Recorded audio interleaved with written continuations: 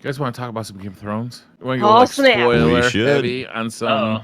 Before we jump into anything, guys, if you have not seen the final episode of Game of Thrones and you care about not being spoiled, this will be the time to turn everything off, step away, put it away. If you don't care about being spoiled, then hey, because we're not going to hold anything back. I think in order to have a full discussion about this, it's really meaningful and cool.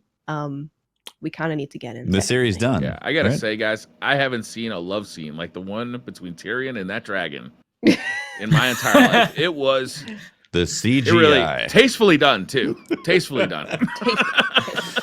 Do we need to give a breakdown of what happened in the final episode and then jump into? I think we could assume that everybody's seen it, right? Okay. So Okay, I think we can talk about our impressions of not only the final season but the final episode. Yeah. For me, they're actually two different things, right? Is I was not keen on the final season at all, but I felt better about it after the final episode. Did I say final season or final episode? I did not like the final season. I did like the final episode. Okay. Interesting. Okay. I'm kind of I'm like a little bit flipped actually. I was enjoying the season, and then it wasn't that I didn't like the final episode. It was just it felt very just kind of like even keeled. I was like, okay, all right, that's what's A little too neat for a Game of Thrones ending, maybe. not necessarily neat. It was it was more like for me, I was looking for maybe some Hollywood finish, which would have meant it wouldn't have meant Bran being on there. Would have meant like Jon Snow being the king or something like that. But instead, it was more like they got what they wanted on a personal level. And for me, on the outside looking in, I'm kind of like, oh, but I want you to be something else. And they're like, but this is what we want. We don't care what you want. Yeah, exactly. It felt more even keeled. That show has never cared about what you want, though. Totally, right? exactly. It's always just told its story. Yeah, the final episode. I don't know the weird thing for me was sort of some of the there's there's there've been a couple of really good episodes that I've really enjoyed in the series. Obviously, the battle and those ones like that. But then this final episode almost just felt like Sunday afternoon TV versus like Hollywood movie. Because it's just like, hey, half of the episode is like, oh, we're just walking through the town and everything's burning and let me just go for a Sunday stroll and let me walk through and think about everything in life. And it's like, I mean, I know there's, I know it's not going to be battle 24/7, but there was a lot of walking in this episode. There was. Yeah, it was. I mean, I think the thing that annoyed me, because like I know some people weren't too keen on the previous episode, and I know that like for me, I wasn't too fussed about it. I appreciate everything felt a little bit rushed, but my main gripe that still carried on to this episode from the last one was just the fact that Cersei got off so flipping easily just by getting squashed by some bricks. See, I love that because our expectations was for her to have like some dramatic big death, right? Like, she's Cersei. She's the worst person we've ever seen. So she deserves like a spectacular death. But no, she dies crying and weakly. It just gets crushed under a bunch of rocks. And she saw to me, it everything. subverts expectations. Yeah, it subverts expectations and actually gives her what she deserves. Because she doesn't deserve to go out like a fucking champion or a queen. No, she just got squished. Yeah, she watched her entire life get destroyed, and then her right hand man, the mountain, be like tell her to piss off, and then die in the rubble of her mistakes. So like no fanfare, just die. Yeah. So what I was disappointed about was that Jaime was there supporting her, because that to me does not add up. That whole thing was weird for me. Like the complete character arc of him over the last 7 or 8 years, like for him to do what he did, it just like I couldn't see that. I couldn't see that decision being made in his head. I have a lot of problems with the way that they've gone about concluding things.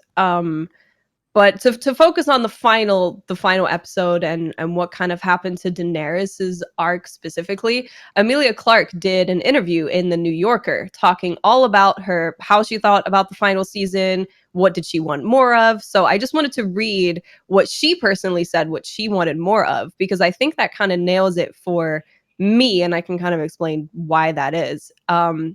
So she says that she would have loved more scenes with her and Missandei, and she would have liked more scenes with her and Cersei. And she says that there was this big genocide, and that was always going to happen. but she thinks that the dissection and beautifully written scenes between conversations between characters is what could have really made this feel better. So she would have liked to have more conversations with Cersei and really building that tension. And I think that kind of nails it pretty well for me, because immediately I was like, oh, I'd really like to see her descent into madness kind of be this back and forth between her and Cersei. And there's these conversations and they're really tense and they're building that rivalry and that relationship between them too. And she starts with just hating Cersei, and then she ends up kind of putting that towards, well, I hate King's Landing, I hate everything. And I think that descent into madness would have felt a bit more rewarding for me if she had more of those scenes. And also if she had more scenes with Missandei. Like, we know that they've been together for forever. And we know that they have a really close relationship. But specifically having those be in the final season where she's really having these intimate moments with Missandei and then she gets her head taken off, I think that would make it more of an emotional, powerful impact for us as viewers actually watching that happen. Yeah, so I think that when she's put that, I was like, yeah, basically. Yep. You know, if you watch like season 1 through 4, they didn't show these big battles, right? They'd show everybody getting ready for them and talking about planning for them, and you know, the intricacies of the politics that, you know, makes these battles happen. And then they'd skip to after the battle and they tell you who won. You know, they'd show Jaime got captured during the battle. You know, like they'd show like Tyrion getting up from the mud or being carted away from the battle. But they wouldn't actually spend a lot of time on the battle itself. That's kind of what the books did too. In the final season, like 2/3 of the entire season is just people fighting, right? It's not about why they're fighting or their motivations or the conversations or like, it just, the tone of that show changed very dramatically from the beginning of it to the end of it. And the people who loved it at the beginning, I don't feel like are really they don't feel satisfied by just watching shit blow up on screen. It's not that kind of audience, right? Yeah, no, absolutely. But that's really what they leaned into in the last season, is really the fight. I think a lot of this for me comes from the difference in writing styles between George R.R. Martin and D&D, who write the shows. George R.R. Martin seems to, he goes on an adventure with these characters, and he has an idea in his head of where he wants things to end up. But, you know, if a character takes this turn and he thinks it's really interesting, he'll explore that. You know, he wanted to have 3 books, and it ended up being, eventually will be 7. Who knows? It might even be 10 or 12. Who knows where he's going? But he feels like he more so goes on this adventure with his characters, and he doesn't force them into an ending. He kind of goes around and really explores it. Whereas D&D were like, this is the ending that we want to do, and we're just going to do what we need to do to get there. Yeah, there's actually, so there was an image on Twitter that showed an intricate maze, and it's like season 1 through 5, and it's like all these intricacies around the maze. And then season 8 and 7 was just like beeline to the end. They weren't doing any of those intricacies. Yeah. So I think a lot of, and that's where you get the plot armor, right? Because they're like, we want this ending. Nothing can stray from it. This is the ending we want. So you end up getting the plot armor, and you end up with it feeling very rushed. Yeah. I think there's no doubt it's obviously rushed from what it could have been if they had the full book content. That being said, it was still incredibly entertaining TV. And even when Game of Thrones is rough, it's better than 95% of the stuff that's out. You know, like it's just sure. It's entertaining stuff, just straight up. And a lot of people are saying, well, what was all this stuff worth? You know, why did these characters have these arcs? And I think in a lot of ways, it's the journey. It's the journey that you went through is the reason these characters had these arcs. Like the emotion that you got from these characters is very difficult to achieve in other TV shows. Like Daenerys essentially committing genocide is a different way to kill off a character. And you feel very different emotions from that death of a character than you would have if they just straight up slit her throat or something, or some other, you know, if Arya had to go in for an assassination. And I honestly feel like that those moments that you go through on the show, like that's the journey, and it's an incredible experience. So I didn't feel like I was on a journey anymore. I felt like I was they're just trying to get me to, they're kicking me out of the bar because it was closing time, right? Get out of here, Star Wars cabbage. Yeah, right. It's like Tyrion was like one of my favorite characters from any movie or TV show of all time, right? It was just watching him kind of like manipulate his way through this situation and that situation, watching the awful way his family treated him, but like the way he was able to like use his wits to, you know, just constantly like get out of situations or to, you know, defend King's Landing. Then to watch him in the final 2 seasons just become like kind of like just real stupid ass character that like he was so fixated on like trying to get Cersei to like, you know, like give up, which nobody thought was going to happen. And he just repeatedly makes the same mistake over and over again. It just did not feel like that's his sister. That's his sister. And it's also his hometown. Yeah. He's the guy who killed his father. Don't forget. Like family's not everything. Totally. But that also highlights like the point of all this is like, it's very complex emotions, very complex human emotions that are going on here. And of course, he's not just going to be like, well, you know, it's a lost cause, so I'm not going to try it. Like he said he was going to, if he had to sacrifice his life to try to save all those people, then he was going to do it because he's right. He realized but that's then his role. In the last episode, he gives himself up that like in a way that there's no benefit to how he gave himself up by throwing his Hand of the King like pin down the stairs in front of everybody. How does that advance his position at all? Like how does that advance the way he wants this to go? In my viewpoint of that, he had already signed the document that said he was going to die in his mind. Yeah, because when he let his brother out. He's a dwarf. He left his brother out. How is he going to get away from this situation? He's the Hand of the King. He's marked.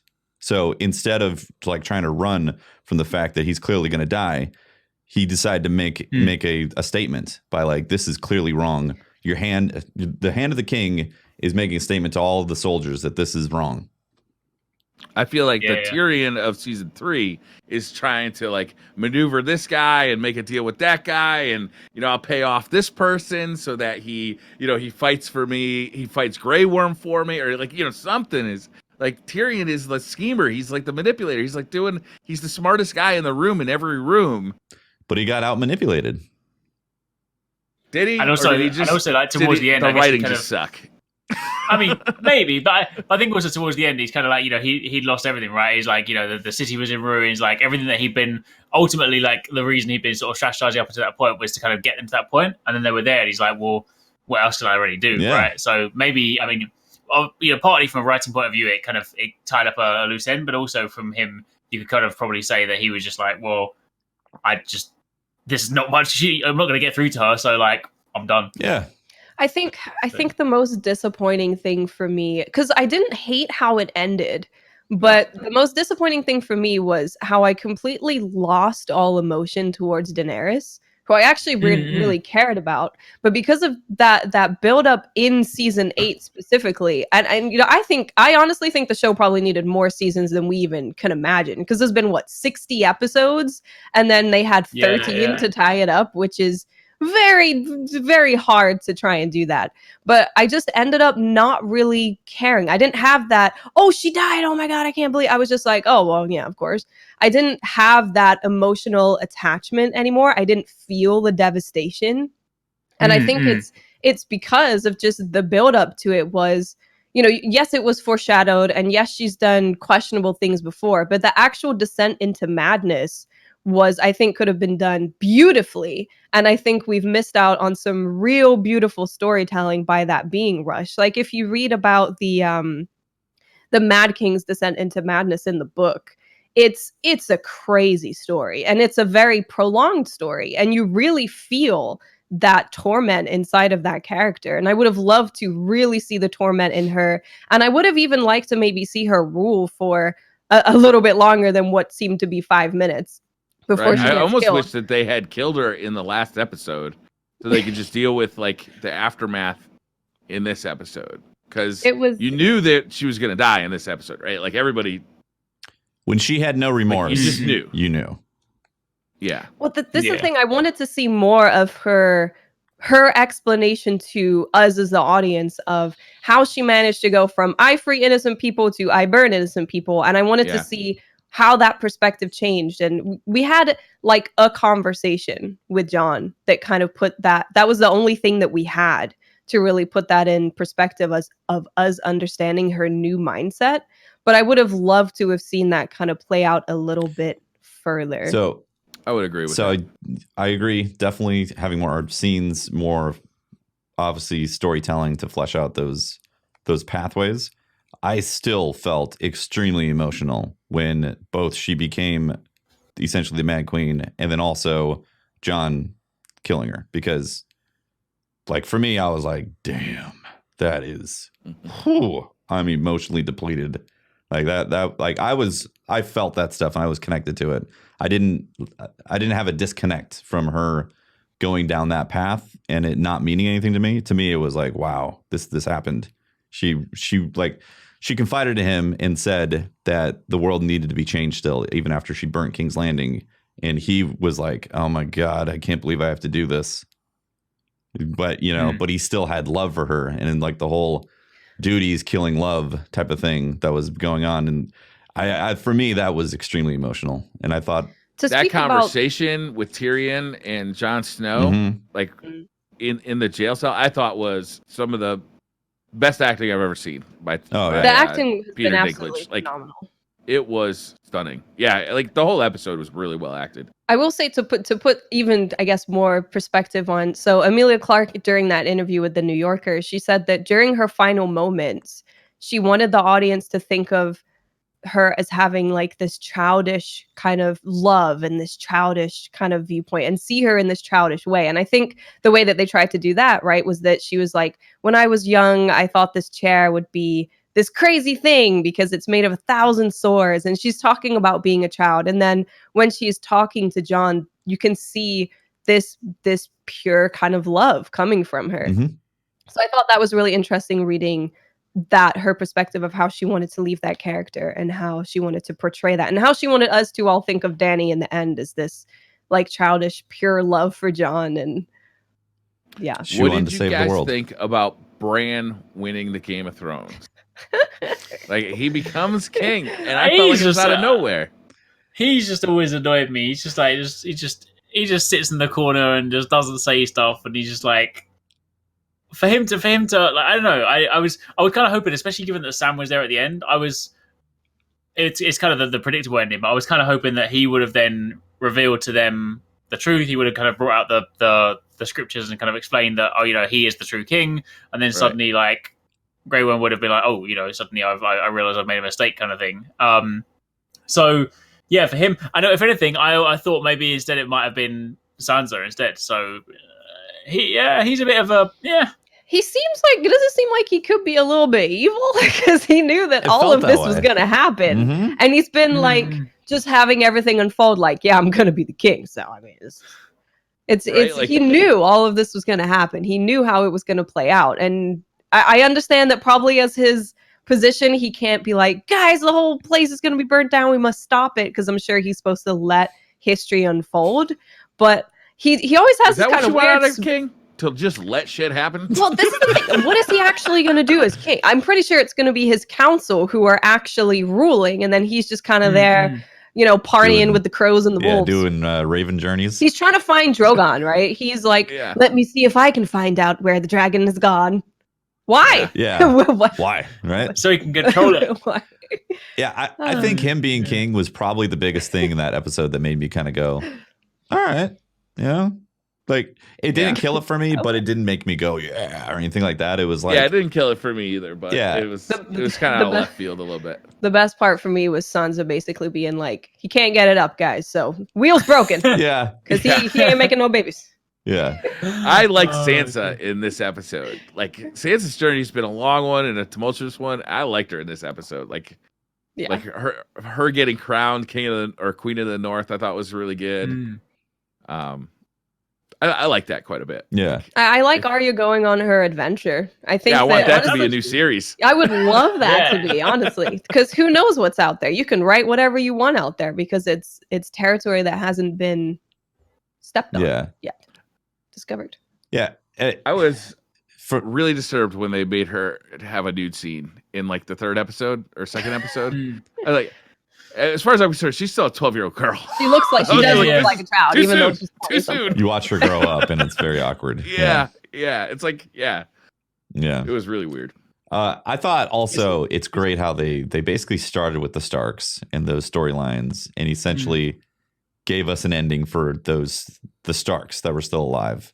And I really appreciated that because, again, it wasn't a Hollywood ending. A Hollywood ending would have been like, he's the true king, Aegon Targaryen, let him reign, and everybody's like, yeah, Jon Snow's the best. This is great, because he's the king now. And it's like, no, that's the Hollywood version. It's instead the Stark family got to do what they were destined to do, essentially. Like Sansa was destined to rule the North. I mean, this is the last generation of Starks, right? There will never be another Stark. Yeah. Jon got to go north and live with the wildlings. He fell in love in the north, in the wildlings, and he's with Ghost, thank God. Ghost is going up there with them. Was that a little cop-out, though?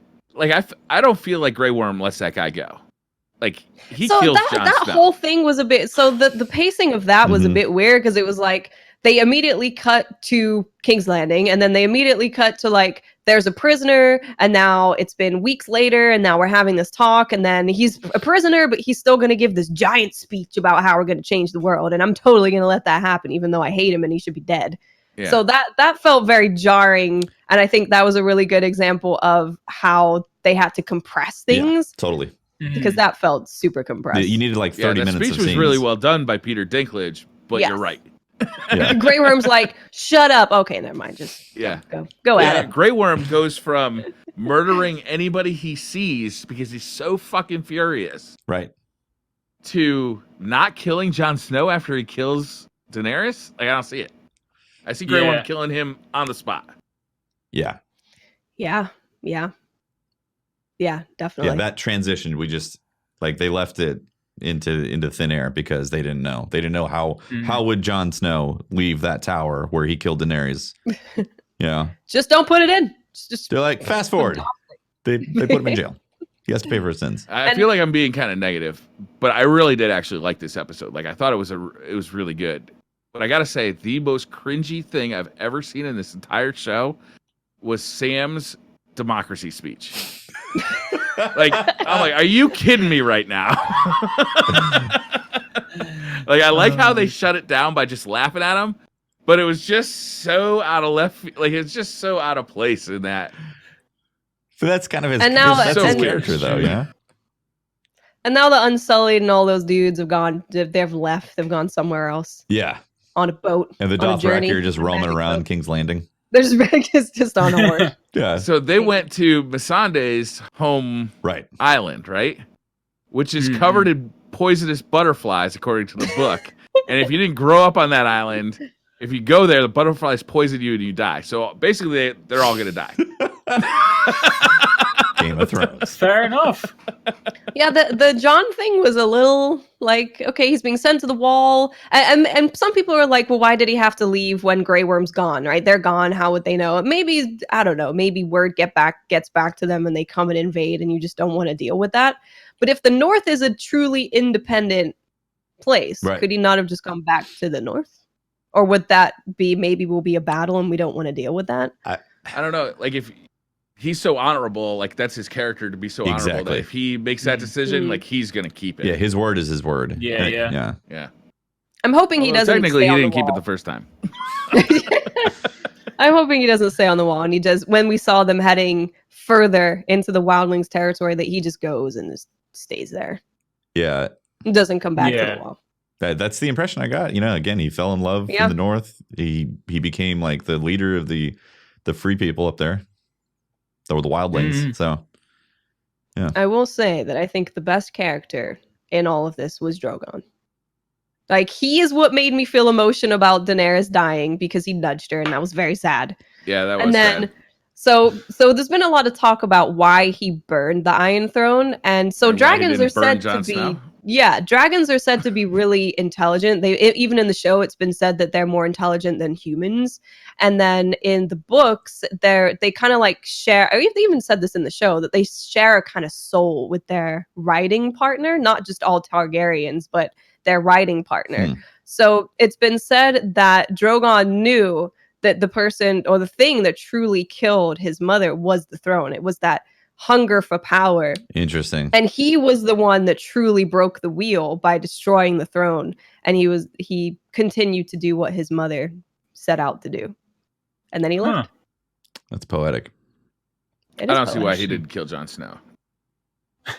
Maybe he's already doing the whole fire breathing thing. If you follow if you follow that theory, it's that the throne is the one that truly killed his mom and not Jon Snow, and he understands why that happened, and he's like, I'm breaking this thing, I'm getting out of here. I've had enough of this. See, the dragon suddenly had common sense. Yeah. He's smart. He's a smart boy. Smart, good boy. So we know there's more Game of Thrones coming, right? There's spin-offs. Yeah, there's one that's that's literally being made. I think what did they say? There was 3 in total that they have planned. Is it 3? 3 different spin-offs? Yeah. But I know one of them is being shot, which is the pre to all of this. So, I mean, but this is written by completely different people. It's not going to be a Game of Thrones kind of thing. It's going to be a prequel, and it's written by different people, and it's being done by different people. Yeah. So the stories before this they're really good stories. So I think they could be really cool. Mr. Martin needs to finish Game of Thrones first before I want to read it. Write a prequel. Because even if this story is the exact same ending, I want to read how he writes it. Yeah, because I think that like I said, my biggest disappointment and the thing that I'm actually sad about is I think there could have been some beautiful storytelling with Daenerys' descent and her eventful death. Mm-hmm. Yeah, I'd really like to see what he does with Jaime, with Varys, with like some of the more secondary characters that weren't necessarily like. I'd love to see what happens with that. I was really disappointed with Jaime's ending. I was really disappointed with Varys' ending. Like, there's a lot of things that just felt like that's not how it would have. Like, it doesn't make sense to like who how their character has been like developing. Like, it just doesn't. Yeah, but we'll see. We'll see. Yeah, I think we better wrap it up. Somehow we managed to turn an hour episode into an hour and a half. We are way over time, guys. It could have been a lot worse. We had a lot of meat that we had to dig into right there. That's right.